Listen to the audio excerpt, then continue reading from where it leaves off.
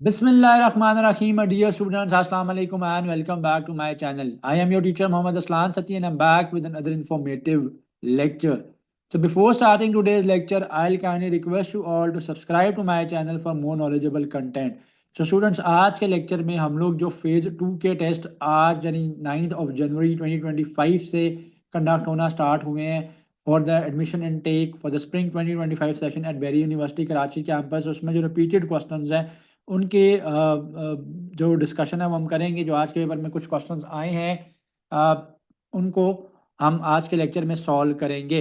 पहले एनालिटिकल के questions. Analytical के अंदर जी एक क्वेश्चन आज के पेपर में इंक्लूडेड था कि जी 1970 में Shaheen Inn earn ₹10 million in hotel business. By 1990 the revenue doubled and it reach 2000 and in 2000 the revenue doubled and in 2000 reach the sum of ₹40 million. तो शाहीन इन एक रिजॉर्ट है जहाँ पे आपके पास उन्होंने 1970 के अंदर ₹10 मिलियन जो है वो अर्न किए हैं। ₹10 मिलियन उन्होंने 1970 के अंदर अर्न किया है। 1990 तक उनका जो रेवेन्यू था वो डबल हो गया था, यानी 10 मिलियन से उनका revenue is increase to 20 million, double हो गया। And in the 2000 it reach the sum of ₹2 million. In the year 2000 their revenue again doubled from 1990 to 20 million से इंक्रीज करके 40 मिलियन हो गया। Each are the following if true may explain the trend in the hotel business except. तो ये कह रहा है कि जो नीचे गिवन ऑप्शन हैं उसके अंदर जिन बातों को ट्रू कंसिडर किया जाए तो all those things are supporting the given statement instead except. So कौन सी चीज़ जो है वो इसको सपोर्ट नहीं कर रही है।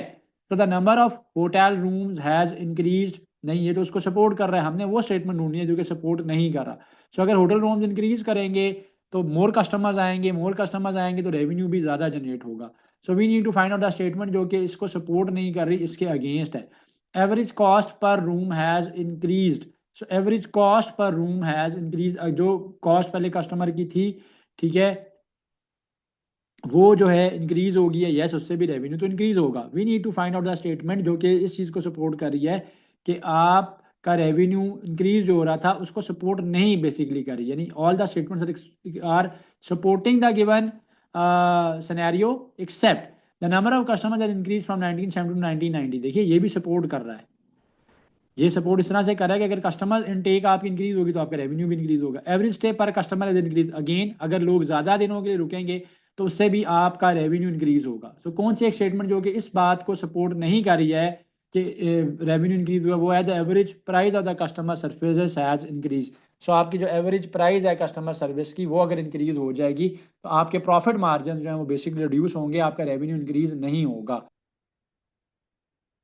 तो इस क्वेश्चन के अंदर हमने वो स्टेटमेंट ढूंढनी थी जो कि गिवन स्टेटमेंट को सपोर्ट कर रही हैं बाकी स्टेटमेंट्स, लेकिन एक स्टेटमेंट सपोर्ट नहीं कर रही थी और वो स्टेटमेंट ये है। क्योंकि अगर आपकी एवरेज कॉस्ट पर कस्टमर बढ़ जाएगी, यानी जो चीज़ आप पहले कस्टमर को ₹1000 की दे रहे थे, अगर आप उसकी कॉस्ट बढ़ के लेट से ₹2000 हो गया तो आपके प्रॉफिट मार्जिन डिक्रीज होंगे, इंक्रीज नहीं होंगे। Next question was dietitians claim that those people who seek help to quit the habit of over eating are unable to stop over heating. So dietitian ये claim करते हैं, statement में आपको कहा जा रहा है कि डाइटिशियन ये क्लेम करते हैं कि वो लोग जो कि ओवर ईटिंग की हैबिट को स्टॉप करने के लिए हेल्प लेते हैं किसी की, वो ओवर ईटिंग की हैबिट को ख़त्म नहीं कर पाते, they are unable to stop over eating. Therefore, the doctors have concluded that the success in breaking such habit is rare. A large survey scale survey shows that 1,000 people have quit the habit of overeating. If both of the statements above are correct, an explanation that resolve the apparent contradiction is। देखिए दोनों statements के अंदर contradiction क्या है। पहली statement के अंदर आपको ये कहा जा रहा है कि डाइटिशियंस ये क्लेम करते हैं कि जो लोग डाइटिशियंस की या न्यूट्रिशनिस्ट की हेल्प लेते हैं to stop the habit of over eating, वो अपनी ओवर ईटिंग की हैबिट को स्टॉप नहीं कर पाते। ओवर ईटिंग की हैबिट खत्म करना बहुत ही रेयर है। नेक्स्ट स्टेटमेंट में ये कह रहा है कि लास्ट के सर्वे ने ये शो किया है कि थाउजेंड्स ऑफ लोग जो हैं उन्होंने हैबिट ऑफ ओवर ईटिंग जो है वो क्विट कर दी है। अगर ये दोनों स्टेटमेंट्स करेक्ट हैं, अगर ये दोनों स्टेटमेंट्स करेक्ट हैं, लेकिन दोनों स्टेटमेंट में कॉन्ट्राडिक्शन तो है, क्योंकि एक की बात ये थी कि ओवर ईटिंग की हैबिट खत्म नहीं हो पाती, दूसरी ये थी कि सर्वे ने एक कंडक्ट हुआ जिसमें ये हमें इन्फॉर्मेशन मिली कि thousands of people have quit the habit of over eating. इस कॉन्ट्राडिक्शन को रिजॉल्व कौन सी स्टेटमेंट कर रही है। Dietitian do not work seriously so the people not satisfied with the treatment, ऐसा नहीं है, ये दोनों स्टेटमेंट की कॉन्ट्राडिक्शन को रिजॉल्व नहीं कर रहा। The survey was conducted at only the posh areas of big cities, so it is based on wrong sample ठीक है, but the contradiction not resolve. Will power plays an vital role in success to quit such habits. Yes, will power तो play role करती है अपना, लेकिन contradiction को, जो दोनों स्टेटमेंट्स के बीच में एक लिंकेज क्रिएट कर रहा हो, यानी अगर हम दोनों स्टेटमेंट्स को करेक्ट कंसिडर करते हैं, वो ये कह रहा था, तो कौन सी बात इस कॉन्ट्राडिक्शन को मिटिगेट कर देगी, खत्म कर देगी? People need more food, but इस कॉन्ट्राडिक्शन को तो रिजॉल्व नहीं करा। दो जो succeeded in quitting the overeating habit did not go to the dietitians for treatment, so they are not included in the dietitians data. Yes, अब dietitians का data ये कह रहा था कि लोग ओवर ईटिंग की हैबिट को ख़त्म नहीं कर पाते, जबकि सर्वे ये कह रहा था कि ओवर ईटिंग की हैबिट जो है वो लोगों ने ख़त्म की है, बहुत सारे लोगों ने, थाउजेंड ऑफ पीपल ने। तो दोनों के बीच में कॉन्ट्राडिक्शन स्टेटमेंट से ख़त्म हो रहा है। अच्छा, एक इंपॉर्टेंट बात मैं आपको बताता चलूँ कि हो सकता है कि आपके पेपर के अंदर ए बी सी डी ई के बजाय ए बी सी और डी सिर्फ ऑप्शन हों। तो एक इस बात का आपने ख्याल रखना है कि राइट क्वेश्चन कहाँ पे मार्ड है। आपने ऑप्शंस के रट्टे नहीं लगाने हैं, आपने स्टेटमेंट्स को देखना है, क्वेश्चंस को देखना है।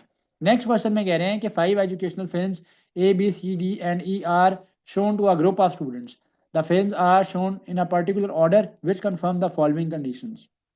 सो 5 एजुकेशनल फिल्म्स हैं जिसमें ए बी सी डी और ई है। These films are shown to a group of students in a particular order, और उस ऑर्डर के लिए कंडीशंस क्या हैं? A must be shown earlier than C, so A ने सी से पहले प्ले होना है। B must be shown earlier than D, B ने डी से पहले प्ले होना है। E should not be the fifth film, E जो है वो फिफ्थ फिल्म नहीं हो सकती। क्वेश्चन क्या है? Which among the following is an acceptable order for showing the educational film, so which one is an acceptable order for showing the film? तो first statement में कहा जा रहा है आपको ए सी बी डी एंड ई। अब ए सी से पहले है, बी भी डी से पहले है, ये दोनों कंडीशन तो फुलफिल हो रही है, लेकिन थर्ड कंडीशन फुलफिल नहीं हो रही कि E should not be the fifth film. यहाँ पे ये तो फिफ्थ पोजीशन पे आ रही है। A C D E and B, again इसके अंदर क्या प्रॉब्लम है कि ये कंडीशन थी कि बी फिल्म ने पहले प्ले होना है डी फिल्म से, तो वो फिल्म, वो जो है कंडीशन, सेकंड कंडीशन जो है ये फुलफिल नहीं हो रही है। यहाँ पे उसने डी को पहले प्ले कर दिया, बी को बाद में प्ले कर रहा है। B D C A and E, again यहाँ पे प्रॉब्लम ये है कि एक तो सी ए से पहले प्ले हो गया है इसलिए रॉन्ग है, और ई फिफ्थ फिल्म में तो ये कंडीशन को फुलफिल नहीं कर रहा। B D E A and C, अगर आप इसको देखेंगे तो बी डी से पहले प्ले हो गई है, सेकंड कंडीशन फुलफिल्ड है। E is not the fifth film, E third पे आ गया है। ए इज प्लेड बिफोर सी, वो भी कंडीशन यहाँ पे फुलफिल्ड है। So option D is fulfilling all these conditions, so this is the correct option here. Next question is, इस तरह के क्वेश्चन पेपर में काफ़ी ज़्यादा होते हैं सीटिंग अरेंजमेंट्स वाले, they can be added in the, they can be asked in the exam. तो एक बात आपने याद रखना है कि हो सकता है कि ये क्वेश्चन शफल होके आते हैं, रैंडमली आपकी स्क्रीन पे आते हैं, लेकिन ये आज के रिपीटेड क्वेश्चन हैं, तो आपने प्रैक्टिस करके जाना है, क्वेश्चन का रट्टा नहीं लगाना, ये बात मैं फिर बता रहा हूँ। Can in how many ways 8 person can be seated around at a round table if two particular persons must not sit next to each other।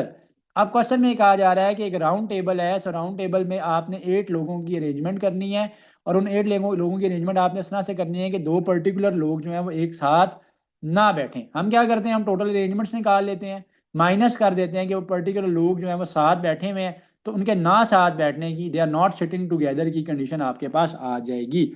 तो जब भी सर्कुलर अरेंजमेंट्स होती हैं, अगर 8 लोग बैठ रहे हैं तो total number of arrangements will be n-1 factorial. तो अगर 8 लोगों की अरेंजमेंट है, तो this will be 8, this will be n-1 factorial, so this will be 7 factorial आ जाएगा आपके पास, राइट। तो 7 factorial the total number of arrangement, उसको मैंने फाइंड आउट कर लिया। 7 factorial is 7 into 6 into 5 into 4 into 3 into 2 into 1, they are 5040। जब कोई दो लोग एक दूसरे के साथ बैठेंगे, फॉर एग्जाम्पल ए और बी एक दूसरे के साथ बैठ रहे हैं, तो अब ये तो दोनों फिक्स हो गए, तो they will be counted as one entity. 2 3 4 5 6 and 7, इन इन लोगों के साथ बैठने की जो आपके पास कॉम्बिनेशंस बनेंगे, दे will be n-1, n-1 in this case will be 6-1 factorial, 6 factorial, and 6 factorial is 720, सो 720 आता है आपके पास 6 फैक्टोरियल। अब दो दफा ऐसी कंडीशन है कि दोनों लोग साथ बैठे हैं, अगर ए यहाँ पे थे बी यहाँ पे थे, एक कंडीशन ये है, सेकंड कंडीशन है कि बी यहाँ पे थे और ए यहाँ पे थे, हमने उनको पक्का फिक्स कर दिया। तो 720 इंटू 2 कर लिया मैंने यहाँ पे, 1440 वो कंडीशन हैं कि जिसमें वो दो लोग साथ बैठे हुए हैं।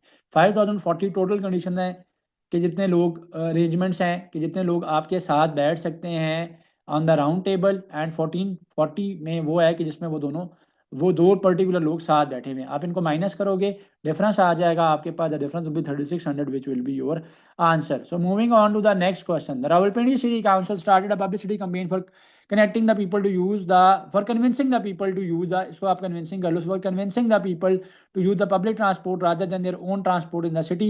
2 months later there was a decrease in private transport on the road in the mid city area. The city council claimed that their publicity campaign was successful to convince the people to leave their cars at home and ride the city bus to work. Which of the following if true create the most serious doubt on the conclusion drawn above? So ये वाला question मैंने आपको इसमें से mostly question पहले भी solve करवाए हुए हैं अपने जो प्रेप सेशन है उनके अंदर, मैंने आपको ये सॉल्व करवाए हुए हैं, लेक्चर्स यूट्यूब के ऊपर अपलोडेड है. तो सेम क्वेश्चन वहीं से आज के से रेलिवेंट मिलता जुलता क्वेश्चन आया हुआ था कि जी रावलपिंडी सिटी काउंसिल जो है उसने एक पब्लिसिटी कंपेन की लोगों को इस बात पे पुश करने के लिए कि वो पब्लिक ट्रांसपोर्ट को यूज़ करें और प्राइवेट ट्रांसपोर्ट को अवॉइड करें यूज़ करना. 2 मंथ्स के बाद पब्लिक ट्रांसपोर्ट के यूज़ में इजाफा हो गया. तो सिटी काउंसिल ने क्लेम किया कि हमारा जो पब्लिसिटी कंपेन थी दैट वाज सुपर सक्सेसफुल. अब हमने वो बात बतानी है कि which are the following of true, कौन से स्टेटमेंट को अगर आप ट्रू कंसीडर करोगे तो that will create doubt on the conclusion. There was a subsequent increase in the use of CNG. No. The busiest roads of the city have been damage because of the continuous floods in Nala Lai for the last 5 months. ऐसी कोई information हमारे पास paper में नहीं है. मैंने पहले भी बताया वैसे सिचुएशन को सॉल्व करने के लिए आपने क्या करना होता है कि आपने सिचुएशन में अंदर जो इन्फॉर्मेशन गिवन है, जो सिचुएशन गिवन है, जो स्टेटमेंट के अंदर इन्फॉर्मेशन गिवन है उससे आपने स्टिक रहना होता है. People are busy not to bring vehicles on the road. Yes, ये एक बात हो सकता है कि आपकी रोड्स के ऊपर रश ज़्यादा हो, इसकी वजह से लोगों ने पब्लिक ट्रांसपोर्ट को प्रेफर किया रादर देन प्राइवेट ट्रांसपोर्ट, जिससे आपका जो उनका क्लेम है वो फॉल्स हो जाएगा. क्योंकि उनका तो क्लेम ये था कि हमारी पब्लिसिटी कंपेन की वजह से लोगों ने इसको यूज़ करना शुरू किया है पब्लिक ट्रांसपोर्ट को. He said I am going to the market, इसका इंटरेक्ट स्पीच था. he said that he was going to the market होगा, said है यहाँ पे was आ जाएगा. he said that he was going to the market. डेट speech पूछा गया था, she said that she had completed her homework, तो ये आ जाएगा she said comma inverted commas I had completed my homework हो जाएगा. ठीक है जी. so this one was easy. moving on to the next one.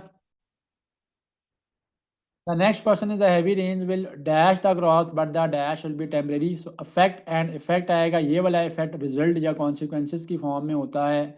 तो this will be the heavy rains will affect the crops but the effect will be temporary. What is the synonym of the word fortified? Fortified का synonym is strengthened.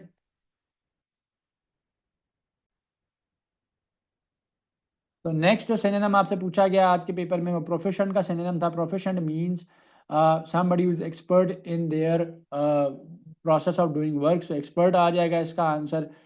Next question is haste makes waste. Next question was mathematics से related था. What will be the value of m to make it a perfect square. तो x square plus 4x plus m perfect square तब बनेगा कि जब ये x plus जो भी इसके साथ वैल्यू है उसके फॉर्म में होल स्क्वायर की फॉर्म में आ जाएगा ये. तो मेरे पास x square plus 4x plus m है. तो this is your 2ab, this is your a का स्क्र. ये आपने b स्क्र बनाना है तो कंप्लीटिंग द स्क्र मेथड इस पर अप्लाई होगा. 2ab आप करोगे, a इज x, b की वैल्यू है मेरे पास वो फाइंड आउट करनी है. 4x था, x के साथ कैंसिल हो जाएगा, b की वैल्यू 2 आ जाएगी. तो यहाँ पे b स्क्र ऐड होगा, b स्क्र विल बी 2 का स्क्र. हमने m बताना है, m का स्क्र नहीं बताना था उसने. तो अगर 2 का स्क्र 4 है और अगर m स्क्र पूछ लेगा तो m की वैल्यू आप 2 मार्क करोगे. अदरवाइज आप m का वैल्यू m जो है वो b का स्क्र है, that is 4. Sum of the first 50 natural numbers. आपने फर्स्ट 50 नेचुरल नंबर्स का सम फाइंड आउट करना है. तो the sum of the first 50 natural numbers find out करने के लिए मैथमेटिक्स सीरीज का फॉर्मूला लगा लूंगा. n/2 2a1 plus n-1 into D आ जाएगा मेरे पास. तो 1 से स्टार्ट होते हैं नेचुरल नंबर्स, 50 तक जा रहे हैं.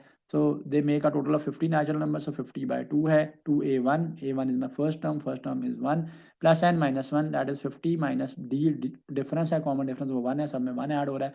तो this will B 50/2 and in the bracket will be 2 plus, sorry, this was 50 minus 1, 50 minus 1 into 1. So 50 minus 1 into 1 will be 49. Bracket के अंदर मेरे पास आ जाएगा 50/2 इंटू 51, ये 25 आ जाएगा. मल्टीप्लाई करवा लेना, 1275 आंसर आएगा. एंटेनम ऑफ एक्यूट पूछा गया आज के पेपर में। सो एंटेनम एक्यूट का क्या होता है? ऑब्ट्यूस होता है। 0.002 को आपने 0.03 से मल्टीप्लाई कराना था। सो सुपर इजी, मैंने पहले भी ये ट्रिक्स बताई हुई हैं आपको सॉल्विंग के अंदर। पॉइंट खत्म होगा नीचे 1 आएगा, 3 जीरोज आ जाएंगे। पॉइंट खत्म होगा नीचे 1 आएगा, 2 जीरोज आ जाएंगे। 2 3 विल बी 6, नीचे आपके पास आ जाएगा 1 000 00। सो 6 जीरोज हैं, पॉइंट के बाद आपके पास 6 डिजिट्स होने चाहिए, तो 4 एंड 5 जीरोज आ जाएंगे और 6 ये वैल्यू आ जाएगी आपके पास। So the next question is a cycle is bought for rupees 4,000 and is sold for rupees 3,200. What is the percentage loss in it? Percentage loss निकालने के लिए आप ये देखोगे कि कितना ज़्यादा डिफरेंस आया उसकी प्राइस में। 34,000 रुपीज़ था, 3,200 का सेल आउट हुआ, सो 800 का लॉस है। सो 800 ऊपर आ जाएगा। इंक्रीज या डिक्रीज या परसेंटेज प्रॉफिट या loss according to original value होता है। 4,000 इंटू 100 कर लोगे आप, जीरोज के साथ कैंसिल हो जाएंगे। 8 1 8 5 ज़ा, तो दिस विल बी 20% का लॉस होगा आपके पास। सो परसेंटेज लॉस आपके पास 20% है। एंटेनम पूछा गया था आपसे पेंसिव का। सो पेंसिव का मीनिंग क्या होता है? पेंसिव का मीनिंग होता है कि you are indulge in some deep thoughts. So बहुत ज़्यादा किसी गहरी सोच के अंदर आप जब गुम होते हो तो आप कहते हो कि you are in a pensive mood या डीप थॉट्स या थिंकिंग के अंदर आप उसको कहते हो। सो पेंसिव का जो आपके पास एंटेनम आएगा, ठीक है, पेंसिव का जो आपके पास एंटेनम आएगा वो डिफरेंट एंटेनम्स बनते हैं। एक आपके पास फ्रिवोलस बनता है। फ्रिवोलस इज समबडी जिसको आप उर्दू में कहते हैं कि जो बगैर किसी काम के बैठा हुआ है, बगैर किसी पर्पस के बैठा हुआ है। अनरिफ्लेक्टिव भी हो सकता है।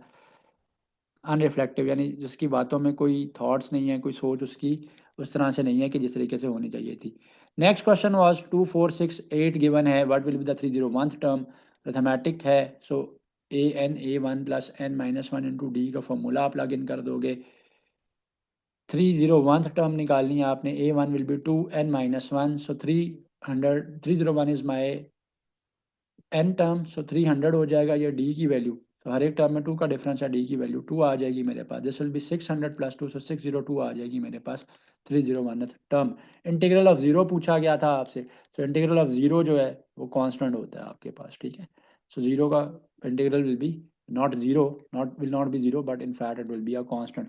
कॉज एक्स इवन फंक्शन है या ऑड फंक्शन है, ये पूछा गया था। तो कॉज एक्स इवन फंक्शन है, क्योंकि कॉज के अंदर अगर आप नेगेटिव वैल्यू इंसर्ट करते हैं तो that becomes a positive value. So these were some of the repeated questions. इंशाल्लाह नेक्स्ट एक वीडियो के अंदर मैं फर्दर जो रिपीटेड क्वेश्चन हैं आज के टेस्ट में या आने वाले टेस्ट के अंदर उनको मैं ऐड करूँगा।